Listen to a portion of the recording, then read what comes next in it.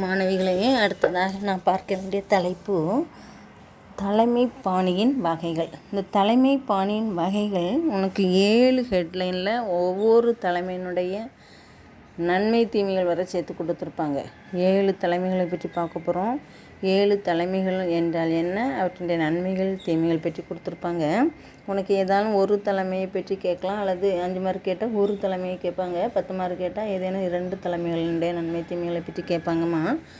உனக்கு இந்த தலைமை என்றால் என்னன்னு புரிஞ்சிட்டேன்னா அதனுடைய நன்மை தீமைகளை நீனாவே ஓனாக எழுதலாம். ஓகே, இப்போது நம்ம 7 தலைமைகளையும் மொத்தமாக பார்க்குறதுக்கு பதிலாக 2 தலைமையினுடைய நன்மை தீமைகளை பற்றி ஒவ்வொரு ஆடியோவாக போடுறோம். சரியா, கடைசி தலைமையை 3ஆக பிரிச்சுக்கலாம். முதல்ல நம்ம இப்போ பார்க்க வேண்டிய தலைமையின் வகைகள் ஏகாதிபத்திய அல்லது அதிகார மைய தலைமை, ஏகாதிபத்திய தலைமை அல்லது மக்களாட்சி தலைமையை பற்றி பார்க்க போகிறோம். ஓகே, ஏகாதிபத்திய தலைமையும் மக்களாட்சி தலைமையும் பற்றி பார்க்க போகிறோம். மாணவிகளே, ஏகாதிபத்திய தலைமைனா என்ன, அவற்றுடைய நன்மை தீமைகள், மக்களாட்சி தலைமை என்றால் என்ன, அதனுடைய நன்மை தீமைகளை பற்றி இந்த ஆடியோவில் கேட்கலாம். ஓகே, இப்போ உன்னுடைய பாட புக்கை எடுத்துக்க. பேஜ் நம்பர் 98 மற்றும் 99. இந்த 98ல் ஏகாதிபத்திய தலைமை முதல்ல பார்க்குறோம். இந்த ஏகாதிபத்திய தலைமை அப்படின்னு சொல்லும்போது இதற்கு மறுபெயர் அதிகார மைய தலைமைத்துவம். அதிகார மைய தலைமைத்துவம். மாணவிகளே, இந்த ஏகாதிபத்தியங்கிறது உனக்கும் எனக்கும் பொருள் வித்தியாசமானதாக இருக்கலாம், கேள்விப்படாத வார்த்தையாக இருக்கலாம். ஆனால் இந்த அதிகார மையம் அப்படின்னு சொல்லும்போது நம்ம 11th படிச்சிருக்கோம், அதிகாரத்தை மையப்படுத்துதல் இல்லையா. ஒரே நபரோட ஃபுல் கண்ட்ரோல், யார்கிட்டையுமே எதுவுமே கிடையாது, எந்த ஆலோசனையும் இல்லாமல் தானே முடிவெடுத்து தானே செயல்படக்கூடிய நபர் தான் அதிகாரம் மையப்படுத்தப்பட்ட தலைமை. சரியா, அப்போ இதில் இருந்து உனக்கு நீ என்ன தெரிஞ்சுக்கலான்னு சொன்னால், ஒரு ஏகாதிபத்திய தலைமையில் தலைவர் என்பவர் தன்னுடைய முழு கட்டுப்பாட்டையும், அதாவது ஊழியர்கள் மேல் முழு கட்டுப்பாட்டினையும் கொண்டிருப்பார். ஃபுல் கண்ட்ரோல் யார் கையில் தான் இருக்கும், தலைவர் கையிலேயே இருக்கும். ஓகே, இதில் முழு அதிகாரமும் அவர்கிட்ட தான் இருக்கும்.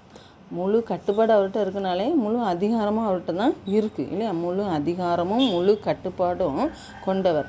இப்போ இந்த கீழ்மட்ட பணியாளர்கள் ஏதேனும் சின்ன சின்ன ஆலோசனைகளை சொன்னாலோ அல்லது தொழில்நுட்ப ரீதியாக அறிவுரைகளையோ வழங்கவே முடியாது. எக்காரணத்தை கொண்டும் யாரை அணுக முடியாது, தலைவரை அணுக முடியாது, தலைவரை ஈஸியாக அப்ரோச் பண்ண முடியாது, தலைவர்கிட்ட எளிதில் தங்களுடைய கருத்துக்களில் ஆலோசனைகளை என்ன சொல்ல முடியாது, கூற இயலாத ஒரு தலைமை தான் ஏகாதிபத்திய தலைமை அல்லது அதிகார மையப்படுத்தப்பட்ட தலைமை. இப்போ இந்த அதிகாரம் மையப்படுத்தப்பட்டிருக்கனால அவர் என்ன செய்வார்னு சொன்னால், தனக்கு கீழ் உள்ள ஒவ்வொரு குறிப்பிட்ட பணியாளர்கள் அல்லது பணியாளர்கள் குழுக்கள் மீது அதிக ஆதிக்கம் செலுத்தக்கூடிய நபர் அவர். அதாவது நம்ம சொல்லப்போனால் டெரர் பீஸ் அப்படின்னு சொல்லுவா இல்லையா, ரொம்ப டெரர், கடுங்கோல், சொல்லிகிட்டே இருப்பாங்க, ரொம்ப ஸ்ட்ரிக்டாக இருப்பாங்க அப்படின்னு சொல்லுவா இல்லையா. இந்த ரொம்ப ஸ்ட்ரிக்ட் அப்படிங்கிறது தான் full control and full authority, முழு அதிகாரமும் முழு கட்டுப்பாடும் கொண்ட ஒரு தலைமை தான் ஏகாதிபத்திய அல்லது அதிகார மையப்படுத்த தலைமை. யார்கிட்ட கருத்துக்கள் கேட்பதில்லை, எந்தவித ஆலோசனைகளும் கீழ்மட்ட பணியாளரிடம் கேட்பதில்லை. கருத்துக்களையோ தொழில்நுட்ப ரீதியாக எந்த தகவலையும் கீழ்ப்பணியாளர்கள் தன்னுடைய தலைவரிடம் அணுகவே முடியாத ஒரு தலைமை. ஆனாலும் இவர் தன்னுடைய கீழ் பணியாளர்களை தனது மன விருப்பத்தின்படி தனது பணியாளர்களை வெகுமதி மூலமாகவோ அல்லது தண்டனையின் மூலமாகவோ பணிபுரிய வைப்பார்.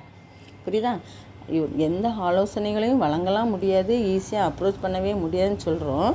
இருப்பினும் தனது மன விருப்பத்தின்படி வெகுமதிகளையோ அல்லது தண்டனையோ அளித்து பணியாளர்களை பணிபுரிய வைப்பார். இப்போ இந்த கீழ்மட்ட பணியாளர்கள் இப்போ பாரு, எல்லாரும் ஒரே கண்ட்ரோலில் ஸ்ட்ரிக்டாக இருந்தாங்க. இப்போ பாரு, நீனே கிளாஸில் ஸ்ட்ரிக்டாக இருந்தால் எப்படியாலும் 50 பிள்ளை இருக்க இடத்துல 2 பிள்ளையாலும் மீறிட்டு இருப்பேன். ஓகே, இது என்னன்னா, இந்த ஸ்ட்ரிக்ட்டுங்கிறது கட்டுப்பாட்டுக்குள்ளே இருக்கிறது எல்லாராலையும் முடியாது. அப்போது இந்த நிறுவனத்தில் பணியாற்றக்கூடிய பணியாளர்கள் திறமை இல்லாதவங்களாக இருந்தால் இருப்பாங்க, ஒன்றுமே தெரியாதவங்க, திறமை இல்லாதவங்க.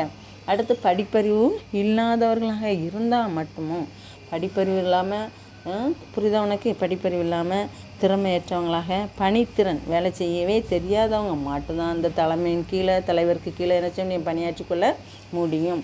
இந்த தலைமை தான் ஏகாதிபத்திய தலைமை அல்லது அதிகாரம் மையப்படுத்தப்பட்ட தலைமைன்னு சொல்கிறோம். முழு அதிகாரமும் முழு கட்டுப்பாடும் கைவசம் இருக்கும். எந்த கருத்துக்களையும் தொழில்நுட்ப ரீதியாக ஆலோசனைகளையும் கீழ்ப்பணியாளரிடம் பெற மாட்டாங்க. கீழ்ப்பணியாளருக்கும் அந்த தலைவருக்கும் நேரடி தொடர்பே இருக்காது. எனினும் தனது மன விருப்பத்தின்படி சில நேரத்தில் பணியாளர்களுக்கு வெகுமதி மூலமாகவோ தண்டனை மூலமாகவோ பணிபுரிய வைப்பாங்க. இந்த தலைமையை யார்கிட்ட மட்டும்தான் செல்லுபடியாகும், யார்கிட்ட தான் நடத்திக்கிட முடியும், படிப்பறிவு இல்லாதவங்ககிட்டையும் திறமையே இல்லாதவங்களுக்கும் பணித்திறன் அற்றவங்களும். புரியுதா? படிப்பறிவு இல்லாதவங்க, திறமை இல்லாதவங்க, படிப்பறிவு இல்லாதவங்க, திறமை இல்லாதவங்க, பணித்திறன் இல்லாதவங்ககிட்ட மட்டும்தான் இந்த தலைமை செல்லுபடியாகும். அந்த தலைமையை நடத்த முடியும். மற்றவங்க எல்லாரும் எந்த தலைமையை விரும்புவதில்லை, ஏகாதிபத்திய தலைமையை விரும்புவது இல்லை, அதிகாரம் மையப்படுத்தப்பட்ட தலைமையை விரும்புவது இல்லை. சுயமாக செய்யணுங்கிறத மக்களாட்சி தலைமையை தான் விரும்புவாங்க. புரியுதா?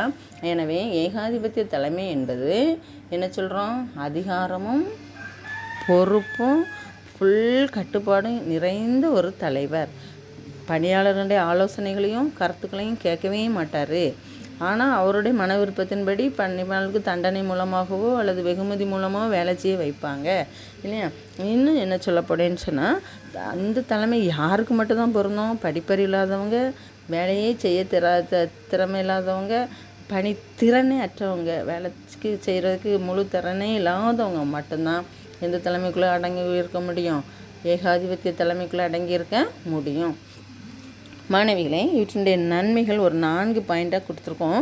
இதை நம்ம கூட கெஸ் பண்ணி சொல்லிடலாம். இவர் யாரையுமே கலந்து பேசுகிறது இல்லை, ஆலோசனை கேட்பதில்லை. எனவே என்ன செய்யலாம், விரைவாக முடிவெடுக்க முடியும். விரைவில் முடிவெடுத்தல். அடுத்தால என்ன சொல்லணும்னா, இவர் எல்லாரையும் கட்டாயப்படுத்தி மன அழுத்தத்தை கொடுத்து வேலையை செஞ்சிடும், எப்படியும் வேலை செய்ய வச்சுருவார். அதனால் இவருக்கு என்ன இருக்குன்னா, நிறுவனம் என்ன ரூல்ஸ் அண்ட் ரெகுலேஷன் சொல்லிச்சோம் அதை இவர் என்ன செஞ்சிருவார், திருப்திகரமாக பயன்படுத்திடுவார். எனவே தன்னுடைய வலுவான உந்துதல் மூலம் அவருக்கு என்ன செய்யும், திருப்தி இருக்கும். புரியுதா? ஆனால் இப்போ கீழ்மட்ட பணியாளர்களை பொறுத்த அளவில் திறன் குறைவானவர்களாக இதுதான் தேவைப்படும். ஏன்னு சொன்னோன்னா, திறன் அதிகமாக இருந்துச்சுன்னா யாருமே இந்த தலைமைக்குள்ளே கட்டுப்பாட்டுக்குள்ளே என்ன செய்ய மாட்டாங்க, இருக்க மாட்டாங்க. எனவே கீழ்மட்ட பணியாளர்கள் திறன் குறைந்தவர்களாகவே இருக்க வேண்டும். அடுத்தால நேர்மறையான விளைவுகளை என்ன செய்யலாம், அளிக்கலாம். ஆனால் என்ன சொன்னால், உடனடியாக சூழ்நிலையில் அவர் என்ன செஞ்சிடலாம், நேர்மறையான ஆக்ஷன்ஸ் எடுத்துக்கொள்ள முடியும். அடுத்தால தீமைகள் பாருமா, பணியாளர்களுடைய பிரச்சனையை வகுக்கும். 2 பாயிண்டில் கொடுத்துருக்கோம். பணியாளர்களுடைய பிரச்சனைகளை உருவாக்கும். ஏன்னா ரொம்ப மன அழுத்தத்தில் இருப்பாங்க இல்லையா, ஸ்ட்ரெஸ் அண்ட் பாஸ்ன்னு சொல்லுவாங்க. எந்த நேரமும் நச்சரிச்சுட்டே இருக்கிறாங்கன்னு சொல்லுவாங்க இல்லையா, எந்த நேரமும் நச்சரிச்சுட்டே இருக்கிறாங்க, தொண்ணு இருக்கிறாங்க அப்படிம்பாங்க. வேலை செய்யுங்கன்னு ரொம்ப கட்டுப்படும். ரொம்ப அதிகாரத்தையும் செலுத்தும் போது பணியாளர்களுடைய மன உளைச்சல் ஏற்படும். இதனால் பணியாளர்களுடைய பிரச்சனைகள் வருவதற்கு வாய்ப்புகள் உண்டு. அடுத்தால இந்த கீழ்மட்ட பணியாளருடைய முழு திறமைகளும் அவருடைய படைப்பு ஆற்றல்களையுமே என்ன செய்யலாம், யோசனைகள் கொஞ்சம் இருந்தாலும் கூட அவங்கள புறக்கணிக்கப்படுதாங்க. கீழ்மட்ட பணியாளர்கள் புறக்கணிக்கப்படுறாங்க. அவங்களுடைய யோசனைகள் என்ன செய்யப்படுவதில்லை, ஏற்றுக்கொள்ளப்படுவது இல்லை. இதுதான் அவங்களுடைய தீமைகள்னு சொல்கிறோம். மாணவிகளே, அடுத்ததாக பேஜ் நம்பர் 99 பாருமா. இதில் உனக்கு ஒரு சின்ன டயக்ராம் கொடுத்துருக்காங்களா. இதில் ஒருத்தன் பெரிய தலைவர் படம் போட்டிருப்பாங்க பாருமா. இந்த தலைவருடைய பேர் என்னன்னு சொன்னால் அடால்ஃப் ஹிட்லர். ஹிட்லர் அதாவது அவருடைய ஃபுல் நேம். ஆக்சுவலாக உனக்கு ஹிட்லர்னால் யாருன்னு தெரிஞ்சிருக்கும். ஹிட்லர்னால் சர்வாதிகார ஆட்சி புரியக்கூடிய நபர் இல்லையா, ஃபுல் கண்ட்ரோல். இவர் தான் என்ன சொன்னால், தான் தலைவர் தான் என்கிற ஒரு பெரிய இதோட இருப்பார். இதெல்லாம் எந்த வார்த்தையும் அவர்கிட்ட என்ன செய்ய முடியாது, கூற முடியாது. அவருக்கு என்ன சொன்னால், என்ன நினைக்கிறாரோ அதை செயல்பற்றக்கூடிய தலைவர் ஹிட்லர். அப்போது ஏகாதிபத்திய தலைவருக்கு நீ யார் ஞாபகம் வச்சுக்கணும், ஹிட்லரை ஞாபகம் வச்சுக்க. அடுத்து மக்களாட்சி தலைவர் அல்லது பங்கேற்கும் தலைமை. மாணவிகளே, மக்களாட்சி அல்லது பங்கேற்கும் தலைமை. மாணவிகளே, நான் ஒரு சின்ன கொஸ்டின் கேட்குறேன் பாரு. நம்மளுடைய நாடு என்ன நாடு? ஜனநாயக நாடுன்னு சொல்லுவோம். ஏன் ஜனநாயக நாடுன்னு சொல்கிறோம்? மக்களாட்சி தலைமை, மக்களால் தேர்ந்தெடுக்கப்பட்ட பிரதிநிதிகள் கொண்ட குழுக்கள் தான் ஆட்சி செய்கிறாங்க இல்லையா? இப்போ பார்த்தோன்னா எலெக்ஷன் வைக்கிறோம், அவங்க தான் எம்எல்ஏ எம்பிஸ் செலக்ட் பண்ணி சிஎம்ஆரை நம்ம பார்க்குறோம் இல்லையா? இப்போ இதுதான் மக்களாட்சி தலைமை, ஜனநாயக உரிமை. இதே போல் தான் நிறுவனத்தில் என்னென்னுச்சுன்னா, இந்த மக்களாட்சி தலைவர் யாரோட தொடர்பு இருப்பாங்கன்னா, ஜனநாயகம் அப்படிங்கிற ஒரு முடிவோடு வராங்க. ஊழியர்களுடன் கலந்து ஆலோசித்து ஊழியர்களுடைய நல் கருத்துக்களை எடுத்துக்கொண்டு